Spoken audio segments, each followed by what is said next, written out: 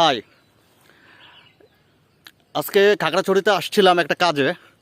তো এটা খাগড়াছড়ি শহরের ভিতরে কোনো একটা স্থান, জায়গাটা আমি এই মুহূর্তে বলতে পারতেছি না।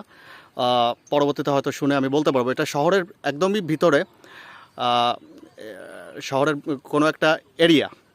এটা কিন্তু পৌরসভা পৌরসভা বা পৌরসভার ভিতরে একটা জায়গা। ঠিক আছে, এখানে দেখেন চারপাশে পাহাড়ি এরিয়া এবং অসংখ্য অসংখ্য আমবাগান। আমি দেখাচ্ছি, আমার পিছনে সব হচ্ছে আমবাগান।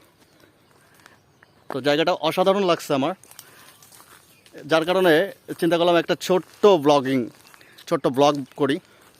সো এই জন্যই ভিডিওটা শুরু করলাম। এটা একটা আম বাগান, এখানে অনেক আম গাছ আছে এবং এর আশেপাশে ছোট বড় অনেক পাহাড় আছে। এবং আমি একটা জিনিস আপনাদের ক্যামেরাতে আসবে কিনা জানি না, মোবাইলের ক্যামেরাতে এখানে আসবে কিনা জানি না। এখানে দেখেন, ওই দূরে পাহাড় দেখা যাচ্ছে, খাগড়াছড়ির আলুটিলা পাহাড় ওই দিকে দূরে। এখানে সূর্যের বিপরীতে, তো যার কারণে ছবিটা ঝাপসা ঝাপসা দেখা যাচ্ছে। তবে ভিউটা অসাধারণ। এখানে আপনি অনায়াসে একটা বিকাল বা একটা সকাল কাটিয়ে ফেলতে পারবেন। এর যে নিচে আবার বসতি আছে, এখানে নিচে অনেক মানুষজন থাকে, আশেপাশের এলাকার লোকজন। আর আমার চারিপাশে আমবাগান, সব আম গাছ।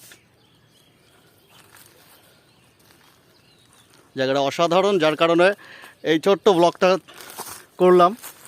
খুবই আনপ্রফেশনাল ওয়েতে তৈরি করতেছি, এটা আমি জানি না কেমন হচ্ছে। সো আমি একটু চারপাশটা ক্যামেরা 360 অ্যাঙ্গেলে একটু ঘুরাই।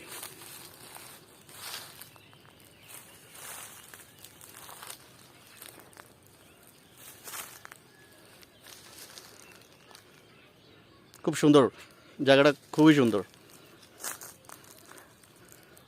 তো ঠিক আছে, ভিডিও আপাতত শেষ। চলে আসতে পারেন চাইলে, খাগড়াছড়ি শহরের ভিতরে এই জায়গাটা। আমরা তো আসলে শহরে এসে অনেক জায়গায় ঘুরি। এই খাগড়াছড়ির ট্যুরিস্ট স্পট আছে, যেমন আলুটিলা, এখান থেকে সাজেক যায়, দিঘিনাড়া যায়, অনেক এখানে ঘোরার জায়গা।